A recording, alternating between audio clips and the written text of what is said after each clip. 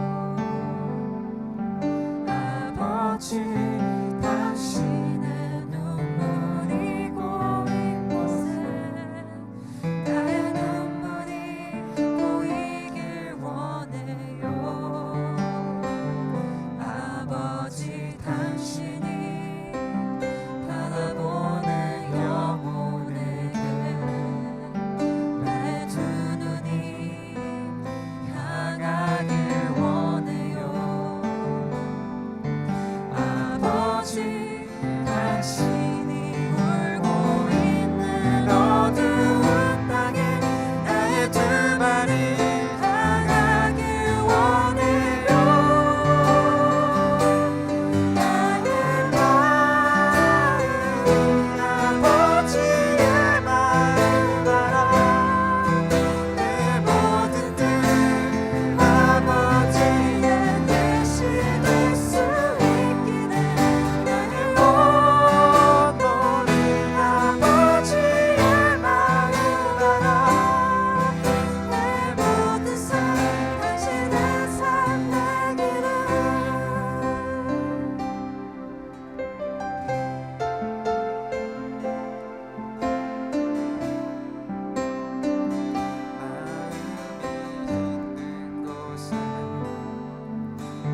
마음이 있기를 원해요.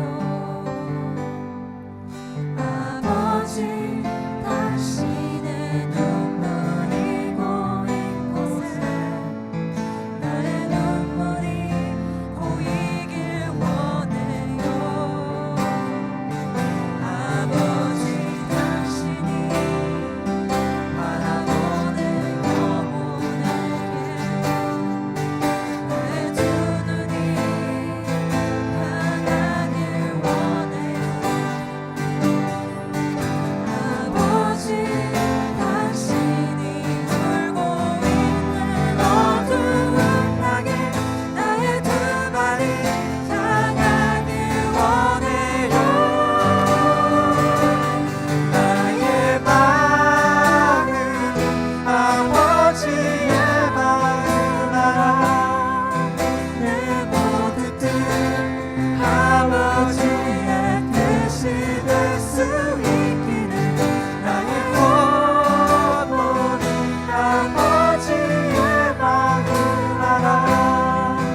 내 모든 삶 당신의 삶 되기를.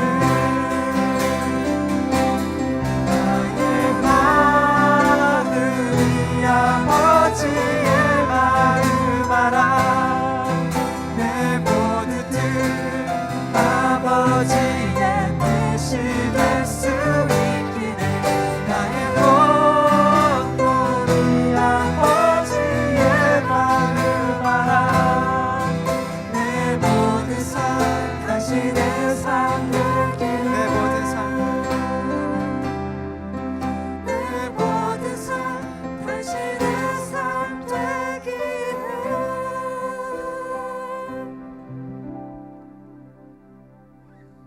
자리에 앉아주시기 바랍니다.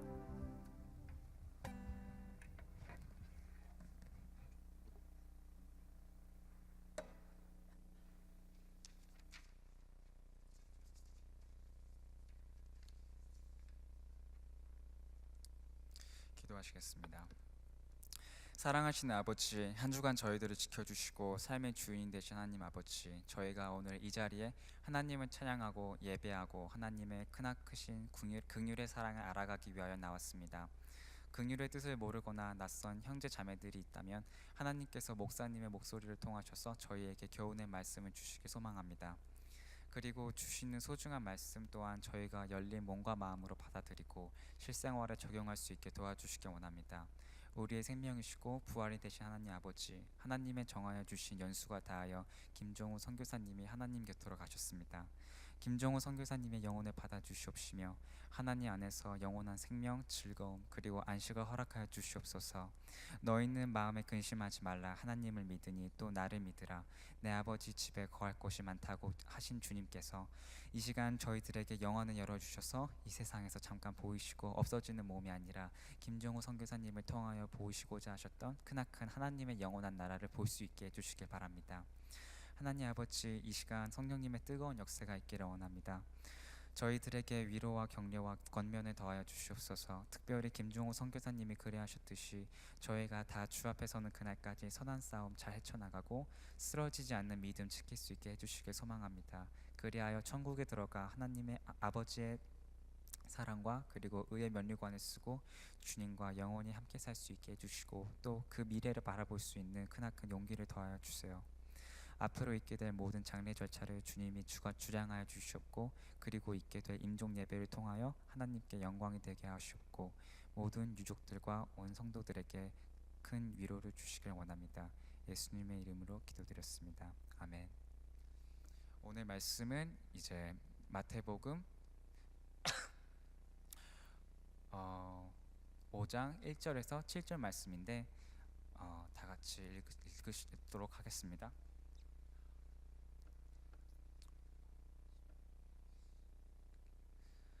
근데 목사님이 하시고자 하신 말씀은 7절 말씀이시니까 7절 다 함께 읽으시겠습니다. 피셨나요? 네, 읽으시겠습니다.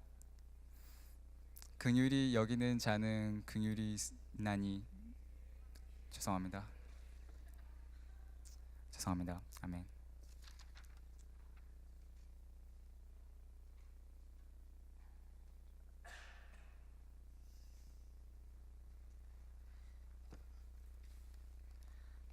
네, 감사합니다. 네, 오늘 우리 찬양팀 새로운 멤버들이 이렇게 잘 이렇게 들어와 주셔서 너무 감사드리고요. 그리고 앞으로도 우리 새로운 멤버들을 통해서 더욱더 우리가 힘있는 찬양, 우리가 인도 잘 받았으면 좋겠다는 생각이 들고요. 그리고 특별히 우리 찬양을 위해서 우리 빗주 대학부 졸업생이신 우리 이효슬 자매님 나와서 도와주셨고요. 심효슬이니? 심씨예요? 네, 몰랐어요. 네, 미안합니다. 신효슬. 네, 미안합니다. 우리 신효슬 자매님 오늘 반주로 도와주셨고요. 그 다음에 청년부를 졸업하신 김훈기 형제님 우리 도와주셨는데요. 네, 너무 감사드립니다.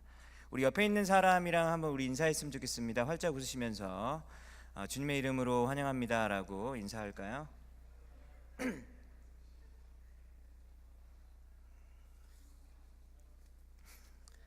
네, 마태복음 5장 1절에서 7절까지 사실 다 읽길 바랬는데 이제 7절만 읽었는데요.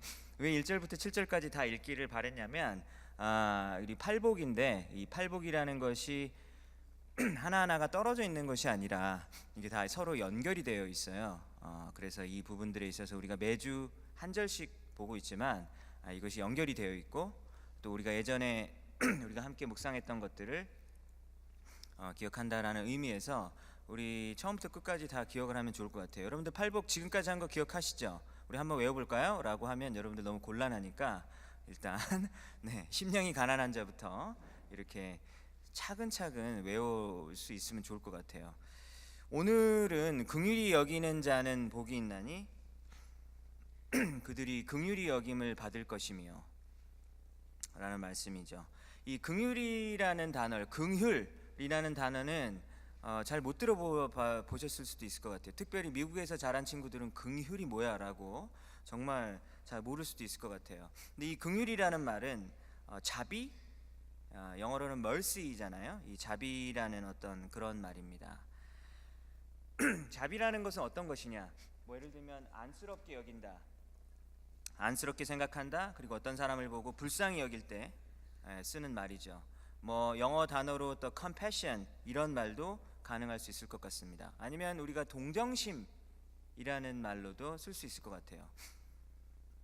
그래서 어떤 사람이 어려운 일을 당하거나 그리고 어떤 사람이 부족한 것이 있고 문제가 있을 때 그 사람들을 바라볼 때 사랑의 자세를 가지고 바라보는 것이 그게 자비와 긍휼이거든요. 아시겠나요? 자비와 긍휼이 뭐냐면 어떤 사람이 특별히 어려운 상황 가운데 있을 때 그리고 어떤 사람이 모자른 것이 있고 부족한 것이 있을 때 그 사람을 바라보는 기본적인 베이스가 뭐냐면 사랑의 자세를 가지고 그 사람을 바라보고 안쓰럽게 생각하고 하는 것이 그게 긍휼이에요. 그래서 이 긍휼이라는 것이 8가지 복 중에서 하나로 들어간 건데 긍휼히 여기는 자가 복이 있다라고 얘기를 하시는 거예요. 예수님께서. 여러분들이 크리스찬이라면 여러분들의 마음 가운데서 긍휼의 마음이 있다면 그 사람은 복이 있는 사람이다라고 예수님께서 말씀하시는 겁니다. 근데 이 불쌍히 여기는 것, 그 다음에 이 동정, 심, 뭐 동정이라는 단어사 이 안에는 부정적인 의미도 사실 있잖아요. 그래서 뭐 이런 말들 하잖아요. 너한테 동정 따위는 받고 싶지 않아. 아니면은 값싼 동정. 이런 말들로 쓰일 때에는 이 동정이라는 말들이 부정적인 의미를 가지고 있죠. 왜냐하면 내가 다른 사람을 불쌍하게 여기는 거는 가능할지 몰라도 내가 다른 사람에 의해서 불쌍히 여겨지는 일은 용납할 수 없잖아요. 그렇지 않나요? 내가 다른 사람이 여길 때 쟤 진짜 불쌍하다 라는 그런 느낌 받고 싶지 않잖아요. 우리 자존심이 그걸 허락하지 않거든요. 특히나 체면 의식이 강한 전통을 가지고 있는 우리나라의 문화 속에서는 그런 마음들이 훨씬 더 강하다라는 것이죠. 근데 사실 히브리 문화, 이스라엘의 문화도 굉장히 체면 문화인 거예요. 그래서 우리나라와 굉장히 비슷한 그런 정서가 있습니다. 명예와 체면이 굉장히 중요하다라는 것이죠. 그래서 이 불쌍히 여긴다라는 이 개념 자체에 부정적인 의미도 담기고 있는데 예수님께서는 여기에서 어떤 말씀을 도대체 하고 싶으셨던 것일까라는 것을 오늘 살펴보도록 할 거예요. 왜냐하면 우리에게 중요한 것은 긍휼의 뭐 문화적인 의미 여러 가지 그런 의미보다 성경에서 말하는 긍휼의 의미가 무엇인지를 아는 것이 가장 중요하지 않겠습니까? 그래서 오늘 7절을 보면요, 7절의 앞부분과 뒷부분으로 나눠졌는데 앞부분은 뭐라고 나와 있습니까?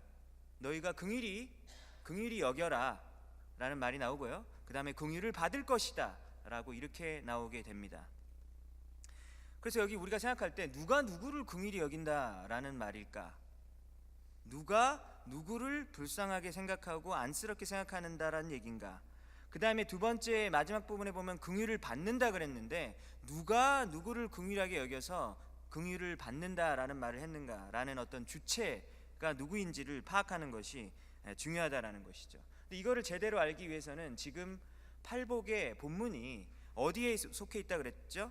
산상 설교에 속해 있다 그랬죠. 산에 올라가서 하신 예수님의 설교인 거예요. 땅 밑에서, 산 밑에서 사람들이 굉장히 많이 있었습니다. 예수님을 많이 따라오고 있었어요. 예수님이 갑자기 사람들이 많이 있는데 산으로 올라가시는 거예요. 사람들이 많이 떨어져 나갔겠죠. 산으로 올라가서 제자들에게, 그러니까 아까보다는 적은 무리에게 전하신 말씀이 산에서 하신 설교이시고, 이 산에서 하신 설교의 첫 번째 이야기를 시작하실 때 8가지의 복에 대해서 이야기하는 거예요. 그러니까 누구에게 기본적으로 한 말씀이냐면 이 말씀은 제자들에게 하신 말씀이다라는 사실을 우리는 기억해야 된다는 거예요. 그러면은 긍휼히 여기는 사람들은 누가 돼야 되냐면 지금 제자들을 이야기하는 겁니다. 제자들에게 너희들은 긍휼히 여기면 좋겠다. 너희들이 만약에 긍휼히 여길 수 있다면 너희들은 복된 사람이다 라고 이야기를 하는 거예요. 그럼 누구를 긍휼히 여기라는 얘기예요? 누구를 긍휼히 여기라는 얘기예요. 제자들이 누구를 긍휼히 여기라라는 말인가? 예를 들면 하나님을 긍휼히 여기라는 말일까요? 제자들이 하나님을 긍휼히 여긴다, 이건 좀 말이 안 되죠. 하나님 너무 불쌍해 보여요, 이런 말은 원래 좀 이상하잖아요. 그죠? 말이 안 통하죠. 이건 아닐 것 같아요. 제자들이 다른 사람들에게 긍휼히 여기라? 맞습니까? 맞습니다.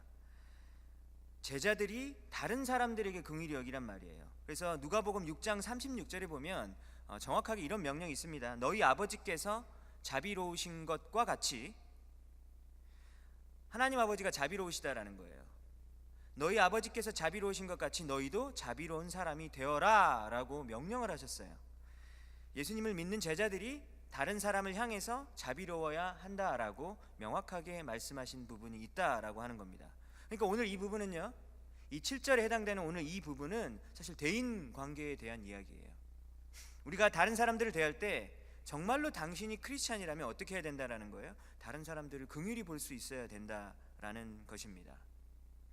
그러면 어떤 일이 벌어지냐고요? 어떤 일이 벌어지냐면 긍휼함을 받는다라고 이야기하는 거예요.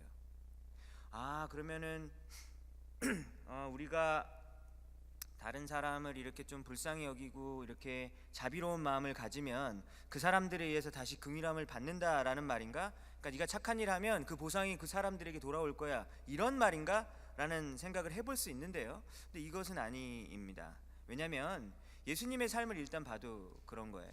예수님은 평생 동안 어떤 일을 하셨습니까? 아픈 사람들 있으면 고쳐주시고, 귀신 들린 사람 있으면 온전하게 고쳐주시고, 그리고 가난하고 소외된 사람들이 있으면 막 돌봐주시고 그러셨잖아요. 예수님이 그것에 대한 보상을 잘 받았나요? 잘 받지 못했어요. 예수님은 평생 동안 그렇게 착한 일을 하셨음에도 불구하고 사람들은 오히려 어떻게 했습니까? 그분을 십자가에다가 못 박으셨죠. 그러니까 우리가 사람들에게 자비를 베풀고 그리고 사랑을 베풀고 섬기고 했을 때 그게 그대로 돌아오면 참 좋겠는데 그렇지 않은 경우도 많단 말이죠. 여러분들도 그런 거 많이 느끼신 적 있죠. 내가 다른 사람을 배려하고 호의를 베풀었는데 뭐 돌아오는 경우도 꽤 많이 있어요. 근데 때로는 우리가 그렇게 잘해 주었음에도 불구하고 그 사람들에 의해서 적절한 대우를 받지 못하거나 보상을 받지 못하거나 그 정도가 아니라 심지어는 우리가 잘해 주었음에도 불구하고 적대적인 반응으로 되돌아오는 경우도 있다라는 것입니다. 그렇기 때문에 예수님이 7절에서 지금 여기에서 너희가 긍휼히 여기라 그럼 너희는 긍휼함을 받을 것이다 라고 하는 이야기는 다른 사람에게 일단 너희가 자비와 친절을 베풀고 예의 있게 잘하면 너희도 사람들에게 다시 그런 대우를 받을 것이다가 아니라 하나님께서 너희들에게 긍휼함을 보여주실 것이다 라고 말씀하시는 거예요. 여기서 하나님께서 우리에게 긍휼함을 보여주신다라는 얘기는 구원을 의미하는 것은 아닙니다. 우리가 착한 일 한다고 구원받는 것은 아니거든요. 그럼 여기서 어떤 의미입니까? 하나님께서 우리의 그 긍휼을 베푼 것을 절대로 잊지 않으신다라는 얘기예요. 여러분들 그거 알아요? 복음서에 보면 너희가 어떤 사람이 그리스도인이라는 이유만으로 물 한 잔이라도 대접하면 내가 상을 결코 잊지 않을 것이다 라고 하나님이 그렇게 말씀하셨어요. 하나님이 잊지 않는다고 말했어요. 사람들은 자꾸 잊어버리잖아요. 저도 많이 잊어버려요. 사람들이 저에게 얼마나 잘해줬는지 몰라요. 생각해보면 잘해준 사람들이 너무 많아요. 근데 그걸 자꾸 잊어버린다니까요. 근데 하나님은 뭐라고요? 너희가 예수님의 이름으로 물 한 잔이라도 누구에게 대접한 것이 있다면 하나님은 그것을 잊어버리지 않는다라고 말씀하신 하나님이십니다. 우리가 다른 사람들에게요 하나님의 마음을 가지고 자비를 베풀 때 하나님께서는 그것을 결코 잊지 않으세요. 그리고 그것을 기억하시고 하나님께서는 그 사람에게 자비를 베풀어 주실 것이다 라고 하는 것입니다. 그렇다면 구체적으로 보면 우리가 이제 오늘 이 말씀을 듣고 다른 사람을 대하고 그럴 때 그래 그럼 나도 mercy의 마음을 가지고 나도 merciful하게 사람들에게 좀 대해야겠다라는 결단을 이게 해야지 오늘 설교를 듣고 여러분들이 잘 이렇게 이해하고 그리고 실천을 할 수 있는 것일 거예요.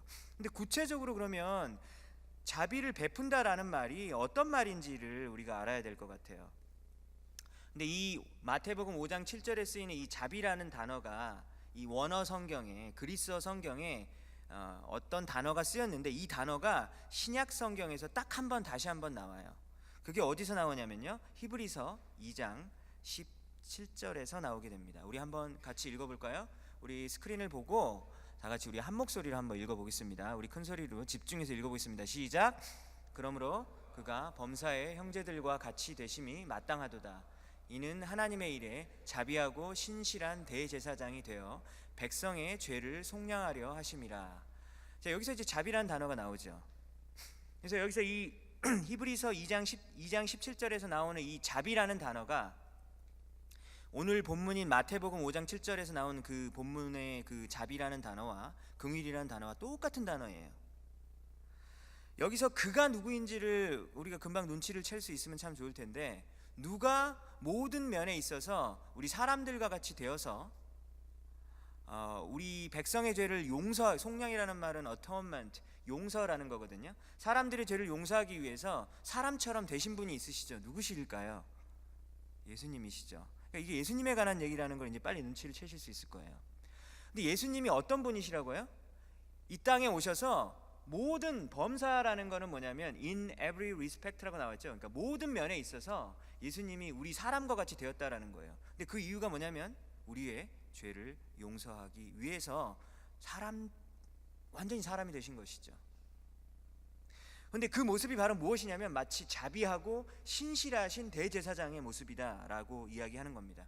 제사장이 뭐냐면요, 지금은 제사장이라는 어떤 직분은 없잖아요. 신약적인 개념은 뭐냐면 저와 여러분이 전부 다 제사장이거든요. 너는 택한 족속이요 왕같은 제사장이라, 그 노래 알죠? 우리가 다 제사장이거든요. 제사장이 뭐냐면 구약시대에 사람들이 동물 잡아가지고 와가지고 죄 좀 용서받고 싶습니다. 그러면은 제사장이 이 제사를 치루어지는 일들을 했었잖아요. 그래서 사람이 그 높으신 하나님에게 다가갈 수가 없으니까 제사장이 중간에서 이 일을 대신 해줬었어요. 중재자의 역할을 해주는 것이 제사장이죠. 예수님이 우리에게 대제사장이 되시는 거 알고 있습니까?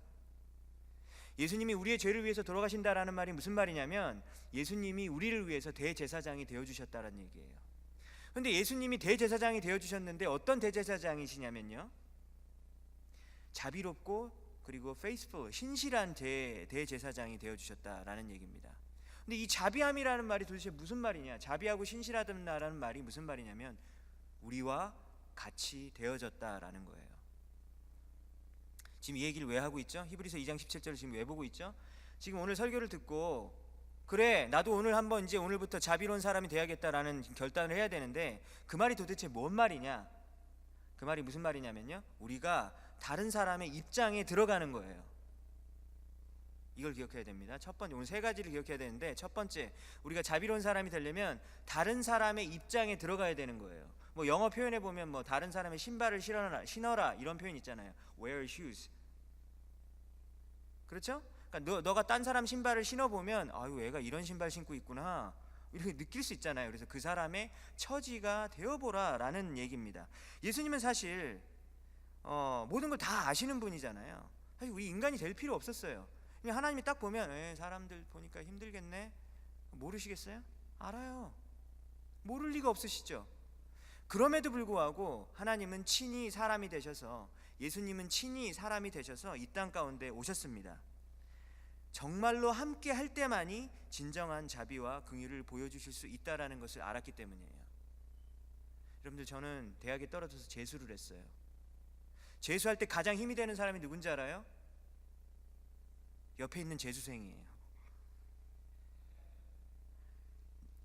한 사람한테 얘기해봤자 뭐 엄마 아빠도 막 구박하고 그러더니 야 네가 왜 대학 떨어져가지고 아빠가 도시락 싸줬는데 왜 대학을 떨어졌어 막 이러거든요. 이해를 못해요. 그러니까 나를 정말로 후원해주시고 서포트해주시지만 이해를 못해요. 근데 우리 옆에 있는 내 옆에 있는 재수생은 나를 이해하는 거예요. 왜냐하면 애랑 나랑 같이 떨어졌거든요. 그래서 우리는 슬픔을 같이 하는 동지예요. 그래서 내가 뭐라고 말 안 해도 내 눈빛만 봐도 뭔 말인지 알아? 서럽지? 바로 보이는 거예요. 뭐라 그러죠? 동병상련이라 그러죠. 동병상련 뭔지 알아요?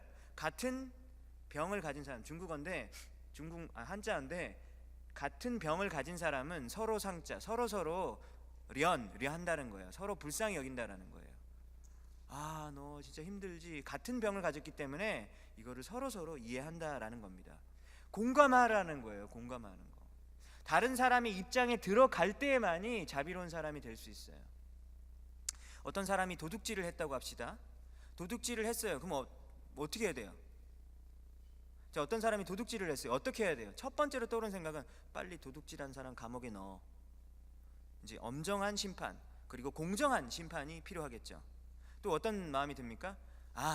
도둑질이 많이 일어나는 절도 범죄율이 많은 동네에서 나는 절대로 아파트를 얻지 않을 거야 라는 생각도 할 수 있겠죠. 그렇지 않습니까? 그래서 진짜 정말 도둑질하는 사람들 정말 이해가 안 가. 아무리 가진 것이 없더라도 어떻게 남의 것을 훔칠 수가 있어?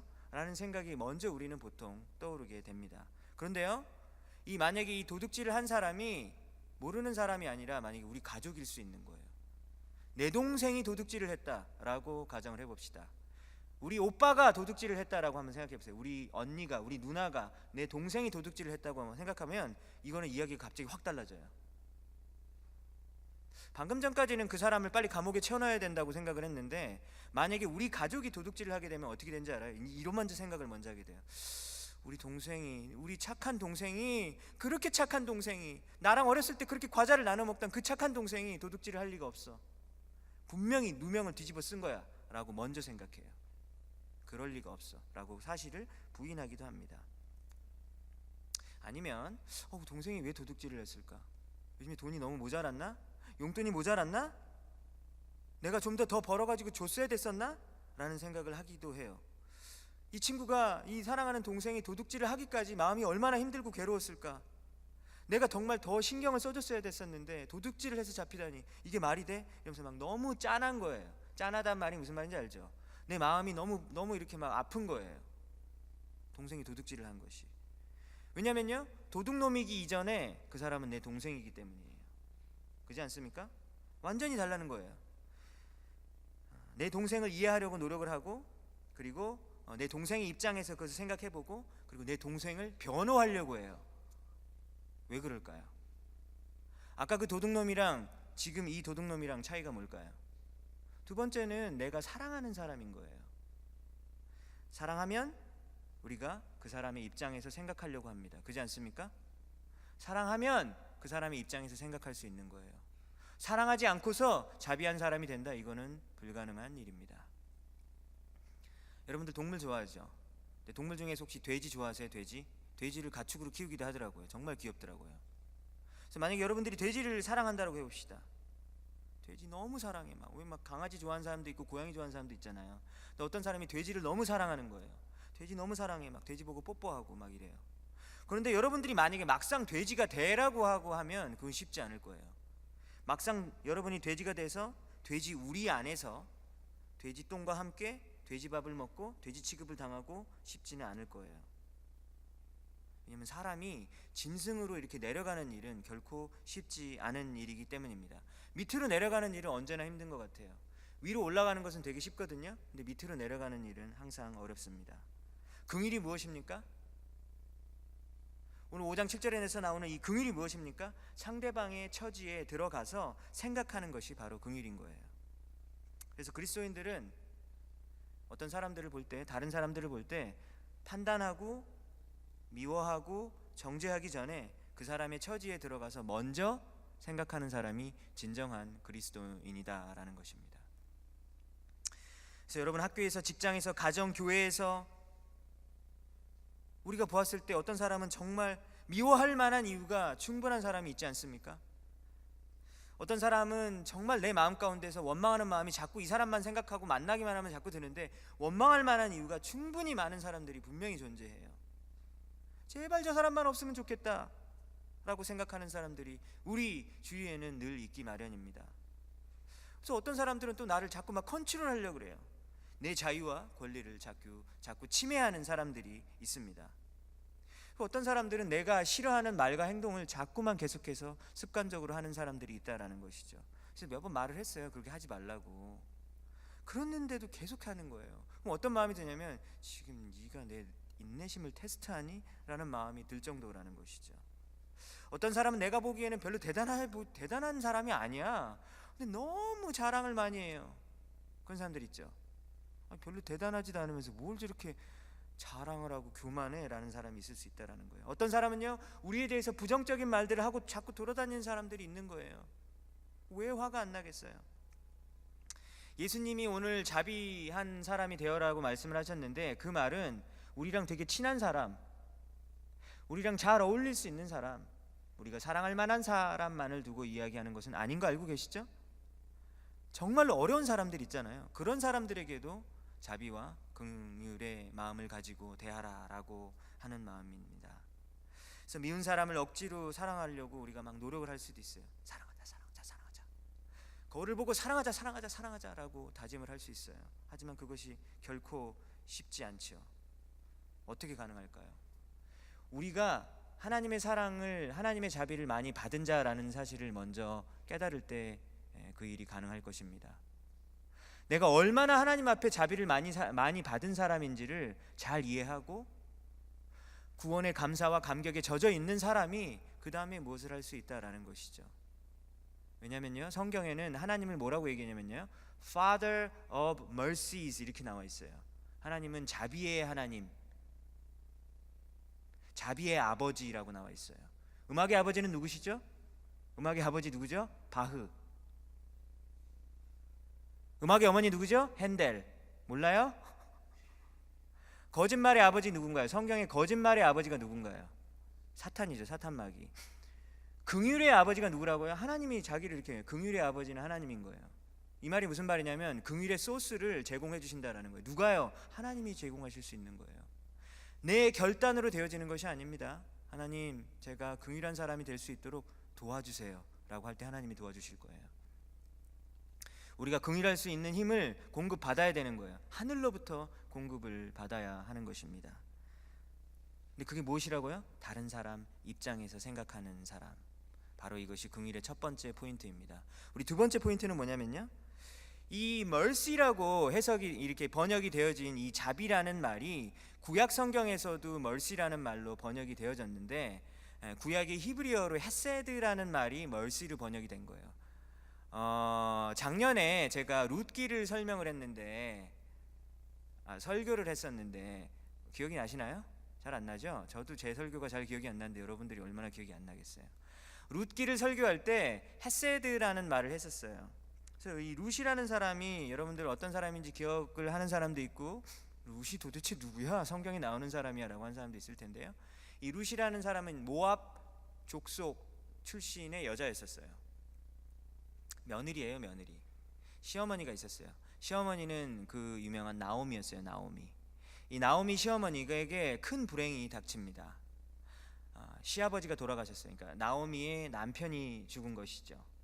그리고 나오미에게 아들이 2명이 있었는데 그 아들 2명도 다 죽게 됐어요. 그럼 나오미는 결국은 누가 죽은 거예요? 남편도 죽고 아들 2명도 다 죽은 상태예요. 그 상태에서 나오미가 이제 자기의 고향인 베들레헴으로 돌아가려고 합니다.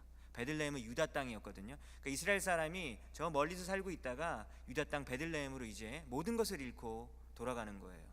고향에 돌아갈 때 굉장히 막 손을 흔들면서 나 이걸 이루어냈어 하고 돌아가면 좋은데 그렇지 않은 거예요. 모든 것을 잃고 돌아간 것입니다. 그래서 나오미가 돌아갈 때 어떤 마음으로 돌아간지 알겠죠? 굉장히 슬픈 마음으로 처벅처벅 고향으로 돌아가고 있었어요. 근데 그때 룻이, 이제 며느리가 2명 있었다 그랬잖아요. 근데 며느리 2명 중에 한 명인 룻이 이렇게 얘기합니다. 어머니 제가 같이 갈게요 라고 이야기합니다. 근데 이 어머니는 진짜 가난한 어머니예요. 돈이 없어요.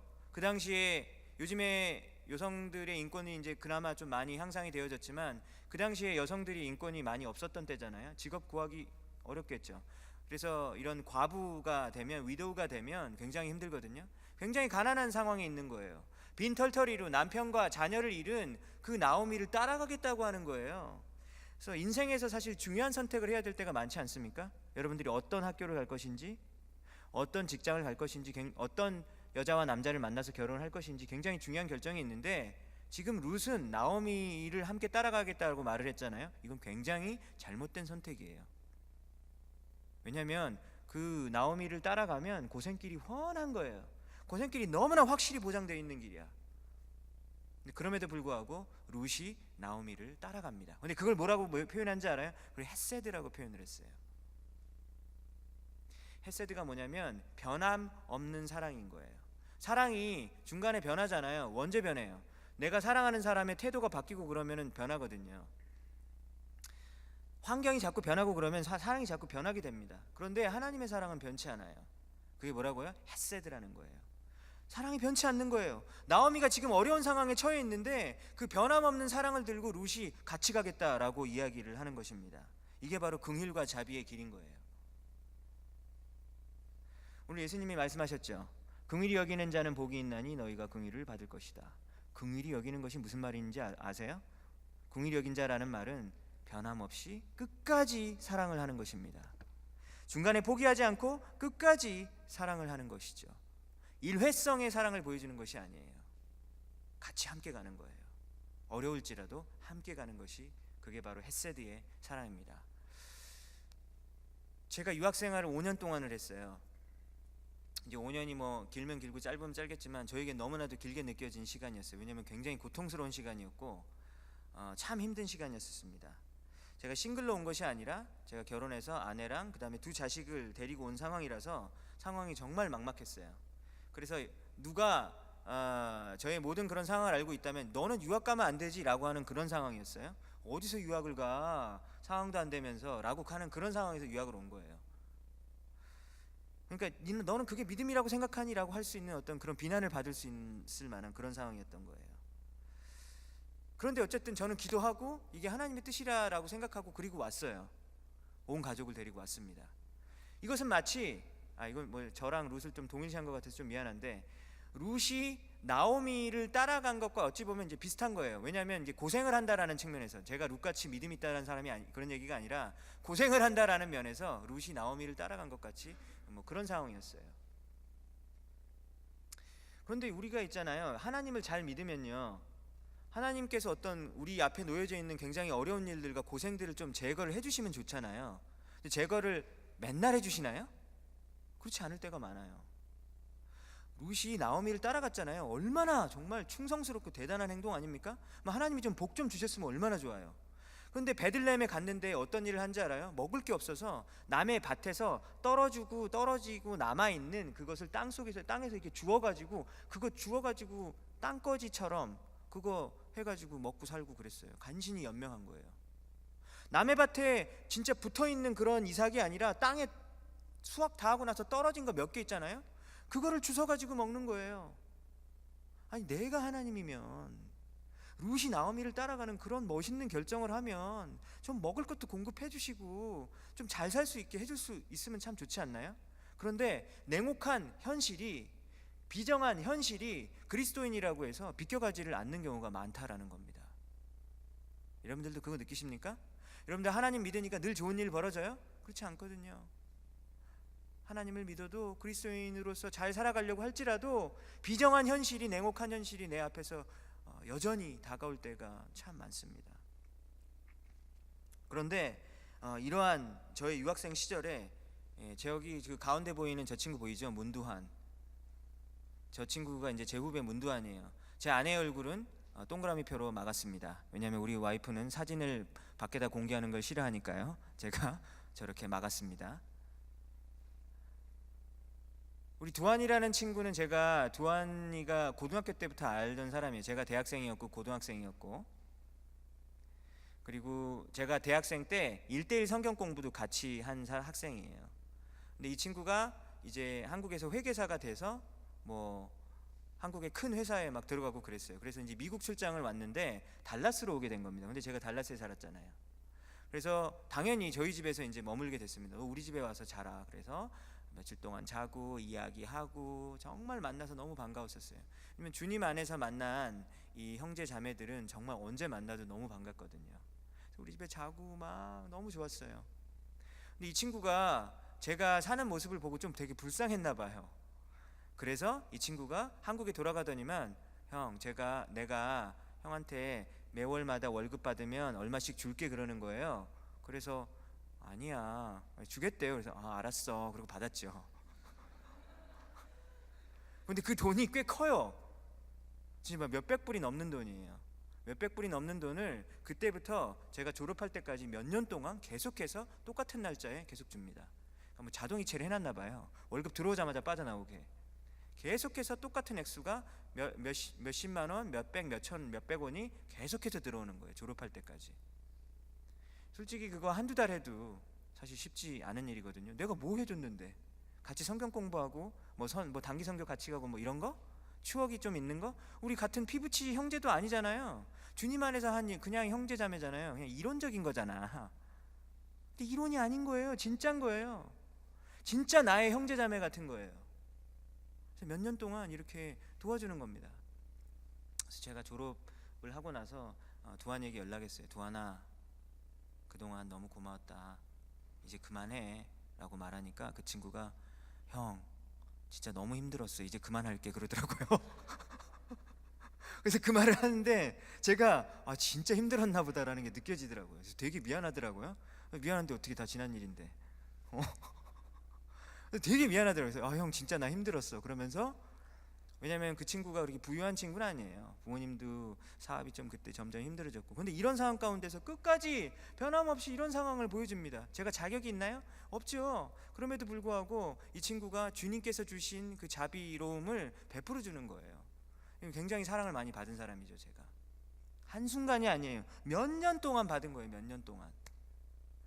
여러분, 자비를 베풀어 주다라는 말이 무슨 말인지 알아요? 두 번째 의미, 자비를 베풀어 주라. 너희가 자비를 베푸는 사람이 되면 복이 있나니 하나님이 너희에게 자비를 베풀어 주실 것이다. 여러분, 오늘 설교를 듣고 나서 우리 다른 사람에게 자비를 베풀어야 된다라는 말인데요, 그게 무슨 말이냐면, 어떤 사람이 어떤 하나님께서 마음을 주시면 한순간에 불쌍한 마음을 가지고 이렇게 딱 했고 이 정도면 많이 했네, 이게 아니라는 거예요. 오랜 시간 동안 끊임없이 계속해서 그 사람을 붙들고 섬기고 그리고 줄 수 있는 것이 있다면 줄 수 있는 거. 이게 바로 자비를 베푸는 거예요. 이게 바로 긍휼한 사람인 거예요. 왠지 알아요? 하나님이 그러신 분이시거든요. 하나님이. 여러분들 전부 다 긍휼한 사람이 되길 바랍니다. 네, 긍휼한 사람이 되길 바래요. 왜냐하면 긍휼한 사람이 예수님이 복되다고 하셨어요. 세상적으로 복된 거 중요하지 않아요. 예수님이 복되다고 한 게 진짜 우리가 추구해야 할 가치죠. 뭐라고요? 오랫동안 사랑을 베풀어 줄 수 있는 거예요. 이게 쉽지 않아요. 중간중간에 사람이 변하거든요. 어라 이 형 봐라, 내가 자꾸 지금 돈 주는데 나이키 신발 샀어. 세상에 짜증날 수 있거든요. 중간에. 그럼에도 불구하고 주는 거예요. 네, 지금 무슨 말인지 알겠어요? 우리 사람은요, 자기가 뭐 좀 주고 나면 그 사람 계속 모니터링하면서 관찰하거든요. 그리고 자기 마음에 안 들면 확 중간에 끊어버리고 싶은 게 사람인 거예요. 그런데 하나님의 사랑은 그렇지 않아요. 우리가 망나니 짓을 막 해도 하나님은 계속해서 그래도 내 사랑하는 아들, 내 사랑하는 딸, 내가 너를 사랑해. 너 언젠가 내가 너 정말 변할 거라고 믿어. 난 너에 대해서 기대를 가지고 있어 라고 하나님은 우리를 바라보세요. 하나님의 사랑은 중간에 변치 않습니다. 그러한 사랑을 다른 사람에게 베풀라라고 하는 것이 바로 자비의 사람이 되어지는 것입니다. 이게 두 번째예요. 첫 번째 뭐였죠? 다른 사람의 입장에 들어가는 거. 두 번째, 일회성이 아니라 오랜 시간 동안 그 사람에게 사랑을, 변함없는 사랑을 보여주는 거예요. 세 번째는 다른 사람의 아픔이 보이는 것이 바로 그것이 바로 자비의 사람입니다. 지난주에 설교 시간에 한번 얘기를 했죠. 어떤 시각장애인이 길거리에서 앉아 있었습니다. 그래서 구걸을 하는 것이죠.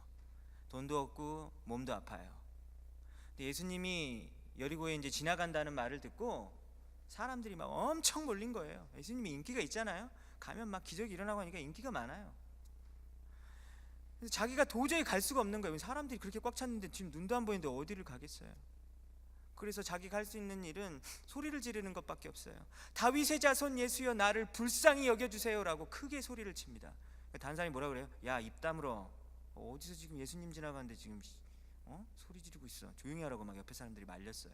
어디 감히 하면서 막 말린 거예요.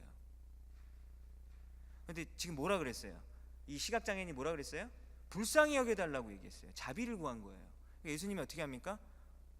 다 가던 길을 멈추고 데리고 와 라고 얘기하죠. 그래서 그 사람을 데리고 와서 진짜로 고쳐주십니다. 예수님은 그 사람의 아픔이 느껴지는 거예요. 그렇지 않습니까? 우리는 잘 못 느끼잖아요. 근데 다른 사람의 아픔을 느낄 수 있다면 그 사람이 자비로운 사람인 거예요. 여러분들 혹시 몸이 굉장히 많이 아파 보셨습니까? 굉장히 많이 아파서 있는데, 유학생인데 아파 있는데 아무도 안 찾아오고 막 밥도 못 먹고 이러고 있는데 그냥 이러고 있는 거예요. 그런 적 있잖아요. 막 눈물 나고 막. 그러면은 다른 사람이 아플 때 어떠면 에휴 쟤도 진짜 힘들겠구나 라고 하면서 그 아픔이 느껴지게 올 때가 있어요. 아버지가 옛날에는 되게 강하고 되게 좋아 보이고 막 맨날 튼튼하고 그랬는데 어느 날 아버지의 뒷모습을 보니까 아버지가 이렇게 늙어 보이고 힘이 없지? 그러면서 아버지의 삶의 고통이 느껴지는 거예요. 그게 뭐예요? 그게 바로 자비로움을 우리가 배우게 되는 거예요. 그렇지 않습니까? 저는 이 자비로운 이 성품을 이 김종우 선교사님, 오늘 정음이도 이제 계속해서 뭐 기도를 했지만 이 김종우 선교사님을 보면서 저는 자비로움에 대해서 너무 많이 사실 느꼈었어요. 제가 이번에 몇 달 전에, 그러니까 지난 우리 친구 초청 가을에 할 때 그때 오셔서 말씀을 전해 주셨잖아요. 그래서 그때 말씀을 전해 주셨고, 제가 달라스에 있을 때 청년부를 맡고 있을 때에도 그때도 한번 우리 청년부에서 말씀을 전해 주셨어요. 제가 초청을 해서 우리에게 말씀을 전해 주셨습니다. 그래서 저희 집에 또 모시고 또 며칠 동안 있었죠. 근데 그때 김종호 선교사님이 달라스에서 저희 집을 방문할 때 제가 그때 목사 안수를 이제 받으려고 하던 참이었었어요. 그래서 이제 제가 그 전에는 이강훈 전도사였죠. 전도사였다가 이제 이강훈 목사가 되는 어떤 그런 시점이었습니다. 근데 저는 뭐 전도사나 목사나 뭐 그게 뭐 큰 차이가 있나? 그게 별로 사실 크게 사실은 생각하지 않았는데 김종호 선교사님이 목사가 되는 것은 정말로 중요한 일이다라고 하시면서 계속해서 강조를 하시더라고요. 너무 축하한다고, 너무 이건 영광스러운 직분이라고, 평생 동안 목사로서 하나님의 길을 가는 것은 정말로 좋은 것이다 라고 말씀을 해주셨어요. 그러면서 달라스에서 저거는 피츠버그입니다. 근데 달라스에서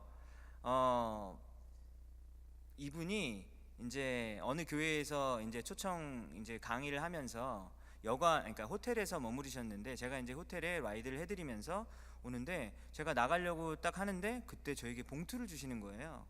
제가 오늘 좀 돈 받는 얘기를 많이 하는데 네, 아닙니다. 네, 뭐 돈 뭐 이런 거랑 관계없이 좀 이해하세요. 근데 이분이 저희가 목사 된 걸 너무 축하한다 그러면서 봉투를 주시는 거예요. 근데 제가 아무리 가난한 유학생이라도 아프리카 선교사한테 돈 받으면 돼요, 안 돼요? 제가 아무리 가난한 유학생이라도 아프리카 선교사님한테 돈을 받으면 돼요, 안 돼요? 안 되죠. 안 되잖아요. 그건 좀 그렇잖아요. 근데 그냥 받았어요. 저는 또 받아서 가니까 막 돈이 막 엄청나게 많은 거예요. 막 $1,000인 거예요. $1,000. 여러분도 혹시 $1,000 친구한테 그냥 줘본 적 있어요? 살면서? 그냥 친구한테 야 너 이거 가져 그러면서 $1,000 준 적 있어요, 없어요? 없잖아요. 왜냐면 되게 큰 돈이잖아요. 물론 뭐 아주 뭐 큰 돈은 아니겠지만 진짜 큰 돈이잖아요. 남에게 그냥 주기에는. 근데 목사라는 거 축하한다 그러면서 잠깐 미국에 와서 그렇게 생활하시면서 저에게 그걸 주시는 거예요. 그래서 이건 내가 그래도 이건 받으면 안 되지라고 생각해서 다시 돌려준다고 했을 때 그분이 받을 것 같아요, 안 받을 것 같아요? 안 받잖아요, 보통. 이렇게 주면 안 되겠다 해서 제가 그 돈에다가 돈을 더 보태서 랩탑을 최신형을 사서 제가 드렸죠. 지금 제 자랑하고 있는 겁니까? 그래서 드렸어요. 그런데 이분이 그러니까 왜 본인도 그런 힘든 상황에서 왜 이거를 주셨냐라는 거예요. 그분도 매 월마다 뭐 선교 헌금 뭐 들어오는 거 체크하시고 또 라이프스타일 크리스천 아카데미 사역을 하시면서 선생님도 월급 주고 이런 부분들이 굉장히 힘드시거든요. 근데 이 재정이 힘든 것이 얼마나 힘든 것인지 아시는 분인 거예요. 그러니까 가난한 유학생으로서 전도사로 사는 것이 얼마나 어려운 것인지를 알고 그 아픔이 느껴져서 저에게 그렇게 주시는 거예요. 그리고 나서 몇 달 전에 저희 피츠버그를 또 오게 됐습니다. 근데 이번에 오실 때는 온 가족이 함께 왔어요. 여러분들도 그때 봤죠? 현주 사모님, 유빈이 담이 다 보셨을 거예요. 그래서 온 가족이 함께 왔습니다. 그래서 또 마침 또 그때가 친구 초청 예배라서 말씀도 전해달라고 제가 부탁을 했고, 그래서 유빈이 담이도 거의 10년 만에 이렇게 보게 됐어요. 우리 아들은 저렇게 예쁜 누나들이 옆에 있으면 너무 좋아해요. 너무 좋아해요. 예쁜 누나가 있으면 너무 좋아해요. 그래서 집에서 정말 맛있게 밥을 먹고 며칠 동안 잠도 자고 이렇게 잘 지냈습니다. 근데 이분이 또 와가지고 또 제가 또 불쌍하게 여기셨나 봐요. 뭔지 몰라도 우리 담장이 좀 허물어져 가고 있었는데 그것 때문에 그랬을 수도 있어요. 저 담장 허물어지는데 여보가 좀 세워줘, 이 말을 잠깐 하시는 걸 제가 지나가면서 듣긴 했거든요. 하여튼 무슨 이유 때문인지 되게 제가 불쌍하게 보였나 봐요. 그러면서 그분이 달라스에 다시 돌아가셔서 이제 남아공으로 돌아가시는데, 돌아가시기 전에 이제 짐을 정리하시다가 쓰시고 있던 자동차가 있었거든요. 자동차가 있었는데 그 자동차를 저에게 주시겠다는 거예요. 자동차를 저에게 주시겠다는 거예요.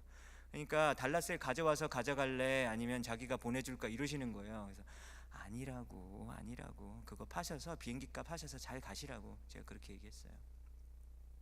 근데 여러분 그 마음을 생각해 보세요. 자기 차를 팔아서 뭐 아프리카에서 쓸 일이 얼마나 많겠어요. 그런데 그 차를 그냥 저한테 주겠다라고 말씀을 하시는 거예요. 이것이 왜 이런 일들이 가능할까요? 우리 크리스찬들은 다른 사람의 아픔이 이렇게 느껴져야 된다라는 것이죠.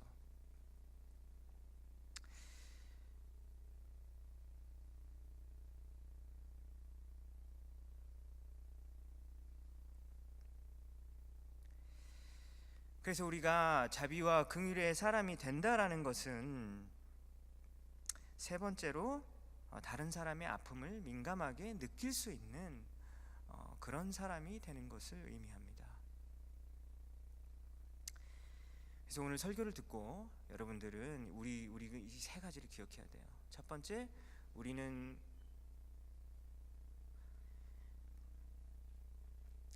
긍휼의 사람이 되어야 되는데, 첫 번째는 다른 사람의 입장에서 생각을 해봐야 되는 것이고, 두 번째는 중간에 포기하지 않고 변함없는 사랑을 줄 수 있는 사람이 되는 것이 바로 긍휼의 사람이고 다른 사람의 아픔이 보이지 않는 것이 아니라 눈에 들어오는 거예요. 눈에 들어와서 지금 저 사람이 저게 부족하구나, 지금 저 사람이 저게 마음이 아프겠구나 라고 하는 것이 자기의 마음에 박히는 것이죠. 그것이 바로 자비와 긍휼의 사람이 되는 것입니다. 그래서 이것을 실천할 수 있는 여러분이 되었으면 좋겠어요. 그런데 우리가 자비와 긍휼의 사람이 되었을 때 이 자비와 긍휼을 표현하는 가장 큰 방법이 있어요. 다른 방법들보다 이 방법은 절대로 잊어버리면 안 되고, 이 방법은 하나님이 우리에게 주신 가장 큰 어떤 사랑의 표현 방법인데요, 그것은 뭐냐면 죽어가는 사람의 생명을 구하는 거예요. 에스겔서 3장 18절을 한번 보도록 하겠습니다. 에스겔서 3장 18절. 파워포인트에 있나요? 에스겔서 3장 18절 제가 읽어드릴게요. 에스겔이라는 선지자가 구약 성경에 있거든요. 근데 에스겔이라는 선지자가 남쪽 유다를 향한 선지자였었어요. 근데 남쪽 유다가 바벨론에 의해서 망해가고 있었습니다. 바벨론에 의해서 이제 정복되기 바로 직전의 상태였었어요. 왜냐하면 남쪽 유다가 계속해서 하나님 앞에 죄를 지었거든요. 그러니까 하나님이 에스겔 보고 이렇게 말합니다. 너는 사람들한테 가서 지금 저 사람들이 지금 죄를 짓고 있다라고 말을 하라고 얘기를 하는 거예요. 죄인들에게 가서 너 지금 죄 짓고 있어라고 말을 하라고 얘기하는 거예요. 그러면서 에스겔서 3장 18절을 보면 가령 내가 악인에게 말하기를 너는 꼭 죽으리라, 너의 죄 때문에 죽으리라 라고 할 때 네가 깨우치지 아니하거나 그런 말을 했음에도 불구하고 깨닫지를 못하는 거예요. 아니면 말로 그 악한 사람에게 말을 해서 그의 악한 길을 떠나 생명을 구원하게 하지 아니하면 그 악인은 자신의 죄 때문에 죽겠지만 내가 그의 핏값을 네 손에서 찾을 것이다 라고 이야기하는 거예요.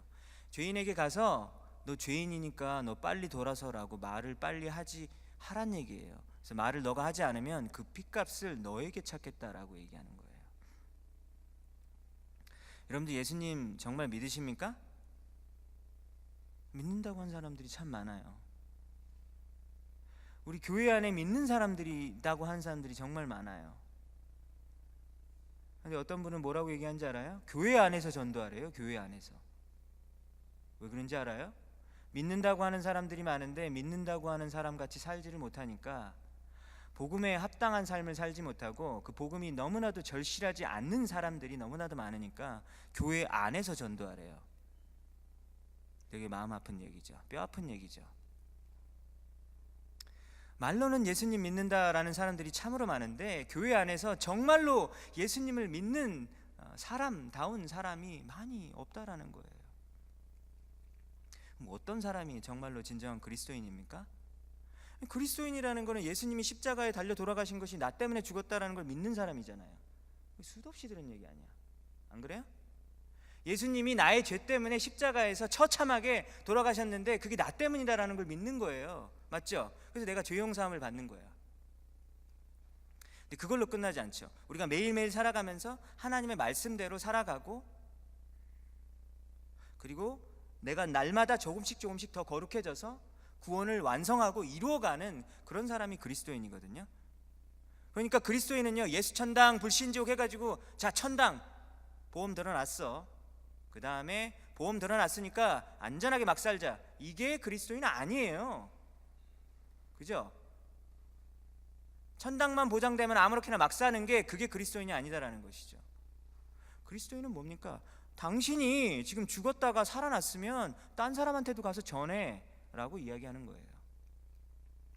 어떤 죽을 병에 걸렸는데 그 죽을 병을 치유하는 약을 자기가 받아서 살아났어요. 그리고 자기가 좀 더 남아있어.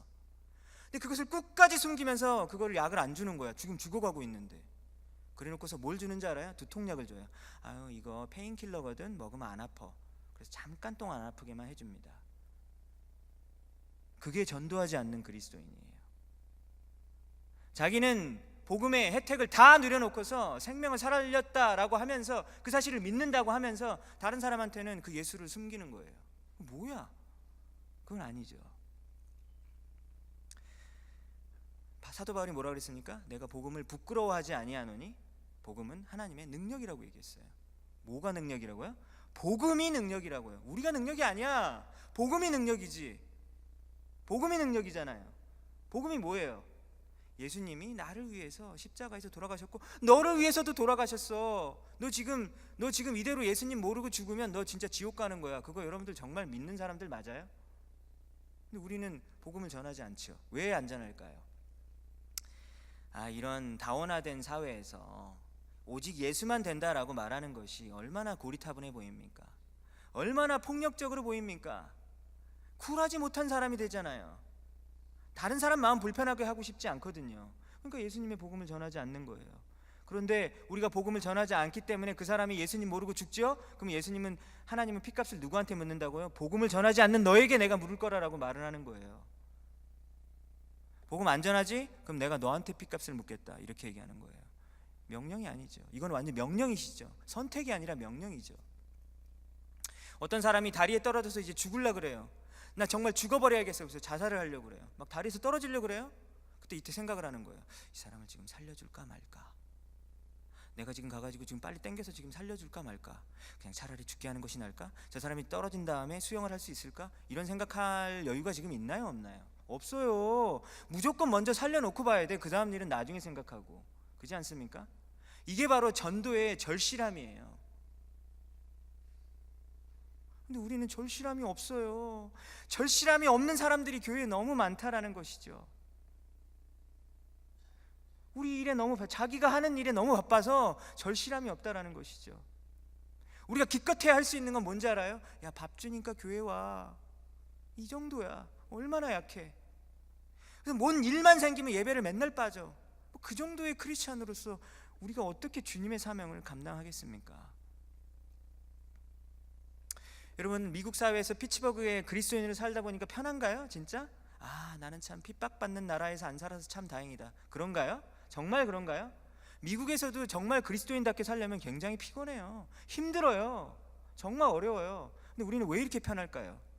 그리스도인답게 살아가지 못하니까 라는 그것이 이유가 될 수도 있다라는 것이죠. 여러분, 우리 다음 주에 친구 초청 토요일이에요. 왜 하는지 알아요? 우리 출석부를 보면요, 누구 보는데 안 나오는 사람이 50%가 넘어요. 뭐야 이게? 출석부를 바꿔야죠. 그게 무슨 출석부야? 반도 안 나오는데. 누구 책임일까요? 물론 여러분들에게 다 책임을 돌리고 싶지 않습니다. 하지만 우리가 할 수 있는 일이 분명히 있지 않나요? 예수님을 전해야 될 거 아니에요. 교회 한번 데리고 와가지고 우리 교회를 막 이렇게 막 부흥시키고 막 성장시키고 지금 그런 의도로 하는 것이 아니잖아요. 생명을 살리는 일이잖아요. 복음을 전해야 돼요.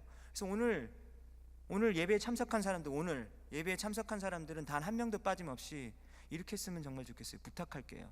이번 한 주 동안 우리 교회에 나왔다가 교회 안 나온 사람들 정말 많거든요. 그 사람들 찾아가서, 동산직이 부동산직이 아니더라도 여러분들이 찾아가서, 친구야, 아니면 누구야, 내가 밥 사줄게, 우리 한번 잠깐 만날 수 있을까 하면서, 이번 주 토요일 날 우리 예배 한번 꼭 같이 드렸으면 좋겠다라고 한번 그렇게 꼭 했으면 좋겠어요. 잊지 말고 꼭 한번. 아시겠습니까? 복음을 전하는 것이 자비로운 사람이 되는 것에 있어서 가장 최고의 표현이다라는 사실 우리 잊지 마시기 바랍니다. 생명을 살리는 일보다 더 중요한 일은 없기 때문입니다. 여러분들, 우리 긍휼의 의미 우리 복습해 보겠습니다. 다른 사람의 입장으로 들어가서 생각하는 것입니다. 예수님은 자비롭고 신실한 대제사장이셨죠. 모든 면에서 우리와 같이 되셨어요. 왜냐하면요, 우리를 용서하시기 위해서, 이 사명을 감당하기 위해서 우리와 같이 되셨습니다. 또 자비로운 사람은 무엇인지 알고 있습니까? 오랫동안 변치 않는 사랑을 보여주는 거예요. 일회성으로 잠깐 하고 포기하는 그런 게 아니에요. 한번 영혼을 위해서 기도하면 끝까지 사랑을 표현하고 끝까지 섬기는 우리들이 되어야 하는 것입니다.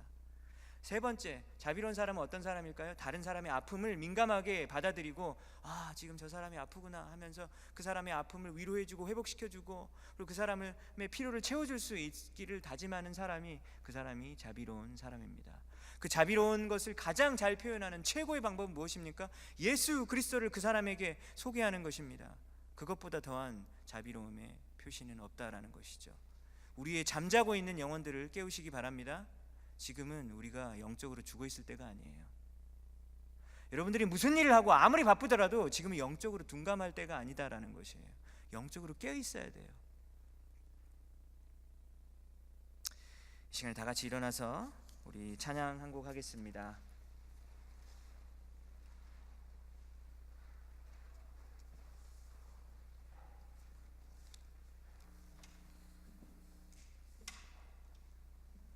우리 이 세상 가장 아름다운 순종의 눈물, 우리 이 찬양 한번 했으면 좋겠는데요.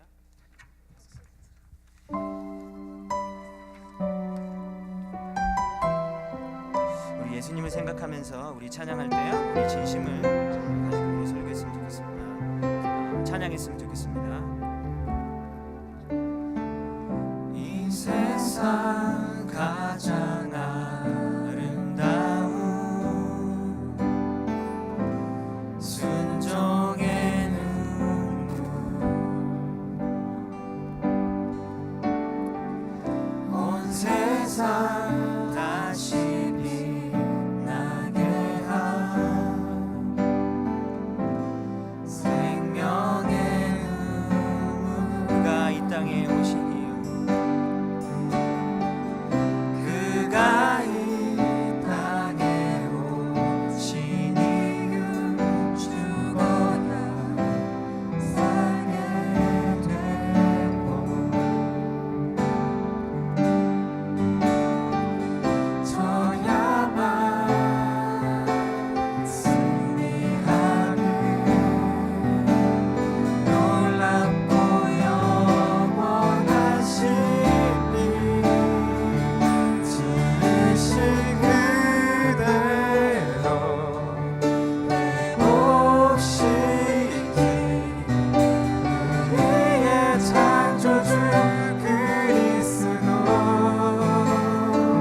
십자가의 길로 아버지를 이루셨네. 그가 이 땅에 오신 이유, 이제 우리에게 맡겨진 그 소망, 그 사랑, 그 생명, 아름답고 눈부신 십자가의 길, 우리가 이 땅에 살아간 이유. 이 시간에 우리 다 같이 기도하겠습니다. 오늘 우리 말씀을 통해서 하나님께서 여러분들에게 어떤 메시지를 주셨습니까? 그러면 그 말씀을 붙들고 기도했으면 좋겠습니다. 우리는 지금 우리가 영적으로 둔감하고, 그리고 우리가 정말 안일하게 살아갈 때가 아님을 다시 한번 우리가 알았으면 좋겠습니다. 우리의 인생 앞에 놓여진 여러 가지 많은 문제들이 있을 거예요. 그런데 그 문제들보다 더욱더 정말로 절박하고 긴급한 문제는 바로 우리 주위에서 예수님을 알지 못하고 죽어가는 사람들이 너무나도 많다라는 거예요. 근데 그 사실을 정말로 여러분들 믿고 있습니까? 정말로 믿고 있다면 예수 그리스도를 담대하게 증거할 수 있고, 복음의 능력을 믿고 그 사람에게 찾아가서 전도할 수 있는 여러분들 되시기 바랍니다. 그래서 우리가 생명을 살려야 하는 것입니다. 우리가 자비로운 사람이 되어야 되는 것입니다. 긍휼을 베풀 수 있는 사람이 되어야 하는 것이죠. 우리가 이 제목을 붙들고 우리 다 같이 우리 한 마음으로, 우리 간절한 마음으로 우리 하나님 앞에 기도하겠습니다.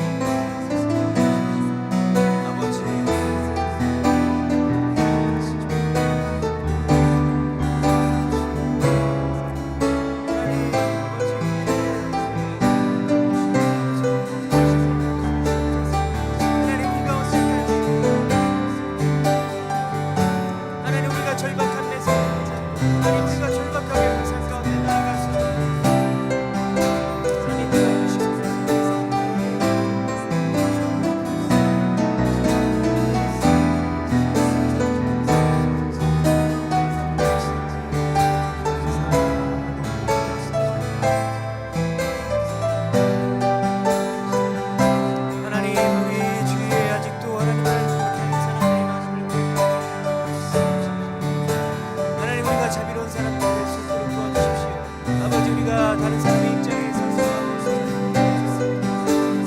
하나님이 그들을 바라보는 눈으로 바라볼 수 있도록 도와주시고 있습니다. 하나님 아버지 우리에게 도와주십시오. 하나님 아버지 우리에게 사랑을 아버지 끊임없이 사랑할 수 있고 아버지 중간에 변하지 않는 그 예수 그리스도의 사랑을 전할 수 있고 우리에게 우리 삶을 살아가라 주십시오. 하나님 아버지 우리에게 아버지 우리 땅과 우리 신령부의 우리 사랑을 한 명 한 명 예수님의 강제의 제대와 공사로 받고 수 있도록 아버지 이 땅에 말씀의 씨앗을 뿌릴 수 있는 자들이 될 수 있게 소원합니다. 함께 해주십시오.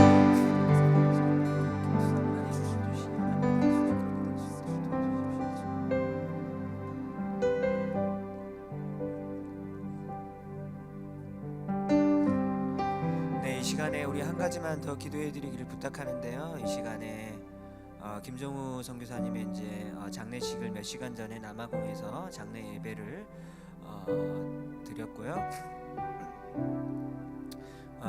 우리 선교사님이 정말 우리 몇 달 전에 우리와 함께 말씀을 전해주시고 바로 옆에 있었는데 심장마비로 갑자기 돌아가셨다라는 사실 자체가 너무나도 충격적이고 정말 다가오지가 않습니다. 선교사님이 이제 밤에 잠이 드셨는데 잠이 드신 다음에 이제 심장마비가 오신 거예요. 근데 제가 현지 사모님께 전화를 드렸는데 자식이 전까지 그 라이프스타일 크리스천 아카데미 이제 고등학교를 이제 짓고 싶으셨어요. 요즘에 계속 짓고 싶으셔서 그 도면을 계속 종이에다가 막 그리고 계셨대요. 그래서 책상에다가 마지막으로 또 막 이렇게 도면을 그리시고 건물을 그리시고 하시다가 잠이 드셨다가 심장마비가 오신 거예요. 그래서 우리는 참 우리 몸이 귀하고 건강이 참 소중해서 조금이라도 피곤하고 병이 걸릴 것 같으면 막 잠도 자고 뭐 쉬고 뭐 이렇게 많이 하잖아요. 머리가 답답하고 그러면은 여행도 가고 뭐 많이 합니다. 근데 참 뭐 다 좋아요. 좋은데 우리가 하나님의 사명을 감당할 때에는 우리가 그렇게 정말 어떤 결사적인 마음과 어떤 절박한 마음을 가지고 우리는 하나님께서 우리에게 주신 사명을 감당하고 있는지 우리 자신에게 한번 물어보았으면 좋겠어요. 형사님께서 막 허리 디스크가 막 몇 개씩 파열이 돼도 그거를 막 진통제 드시면서 그 다음 날에 또 공사장에 가서 막 일을 많이 하셨거든요. 네.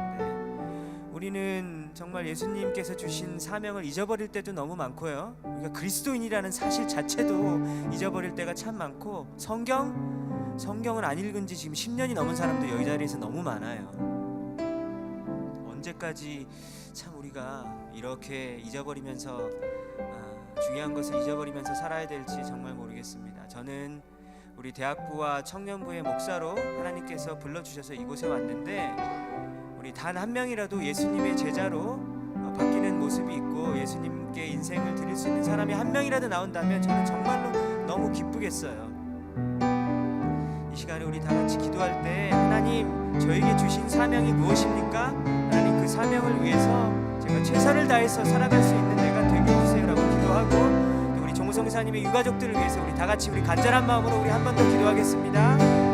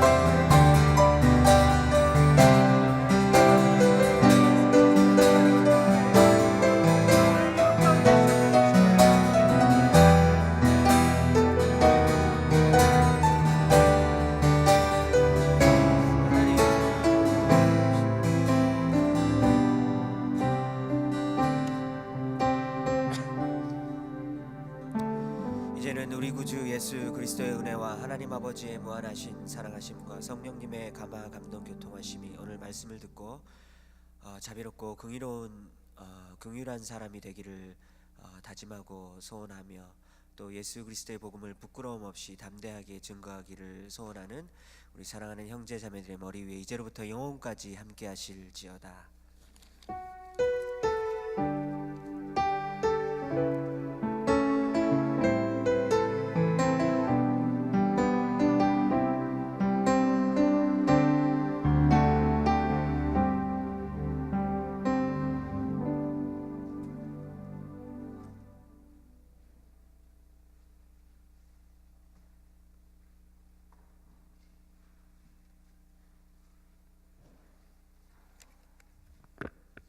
네, 안녕하세요. 광고 드리겠습니다. 오늘 예배 처음 오신 분들 진심으로 환영합니다. 오늘 예배 후에 로비에서 이강호 목사님을 잠깐 만나와 주시면 감사드리겠습니다. 그리고 목사님께서 얘기하셨던 것처럼 다음 주 토요일 날 3월 24일 날 친구 초청 예배가 있는데 네, 저게 포스터고요. 그리고 스케줄이 평소랑 조금 다르게 식사가 5시 반이 아니라 5시에 시작되고 예배는 똑같이 6시에 시작됩니다. 그리고 평소에 5시에 있는 중보기도 모임이 조금 앞당겨지게 되고요. 그 중보기도 모임 시간 자세한 걸 정해진 대로 공지드리겠습니다. 그리고 오늘 예배에 참석하신 모든 분들은 남은 일주일 동안 또 초청 및 준비하는 과정 가운데 정말 기도하는 마음으로 또 준비해 주시고 또 초청해 주셨으면 좋겠습니다. 그리고 단기 선교 그 미션 트립 2가지 계속 신청받고 있고요. 아르헨티나 교회 전체에서 가는 아르헨티나 미션 트립 7월에 가고 대학 청년부에서 5월 달에 가는 리치먼드 미션 트립 둘 다 3월 31일까지 네, 신청해 주시면 되고요. 동산지기한테 말씀해 주시면 될 것 같습니다. 신청하실 때. 그리고 고난주간 특별 새벽 기도회가 3월 26일 월요일부터 그 주 토요일까지 진행됩니다.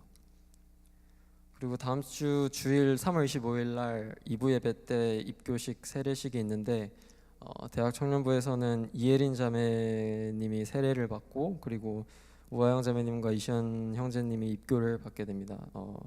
다음 주에 진행되고요. 세 분 모두 축하드립니다.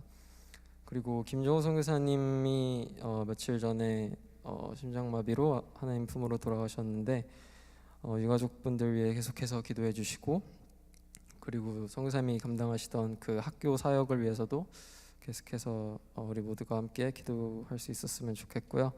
지금 이 광고 후에 바로 그 특별 헌금 시간이 있겠습니다. 네, 그럼 헌금 시간 갖도록 하겠습니다.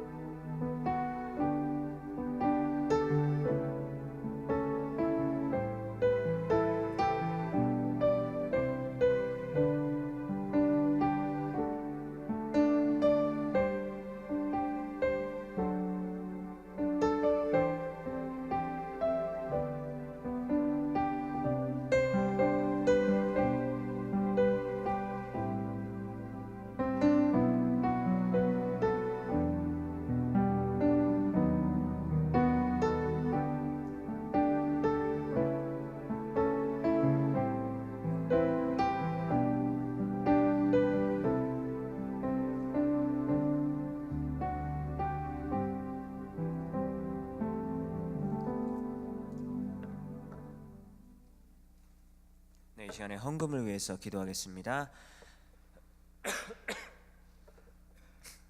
하나님, 이 시간에 김정우 선교사님과 그리고 그 가족들을 위해서 특별히 헌금을 했습니다. 하나님, 또 우리 사랑하는 친구들이 정성을 다해서 모은 이 헌금 가운데 하나님께서 큰 축복 허락하여 주셔서 이 헌금이 쓰여지는 곳에 또 우리 남은 가족들이 또 위로함을 받을 수 있도록 도와주시고 남아공에 뿌려진 이 눈물의 씨앗들이 주님의 때에 열매를 잘 맺을 수 있도록 우리 주님께서 함께 해주십시오.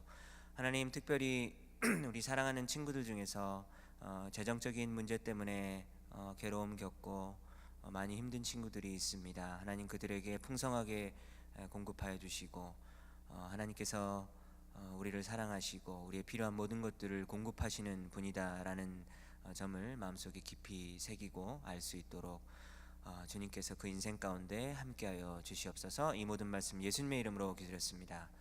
아멘.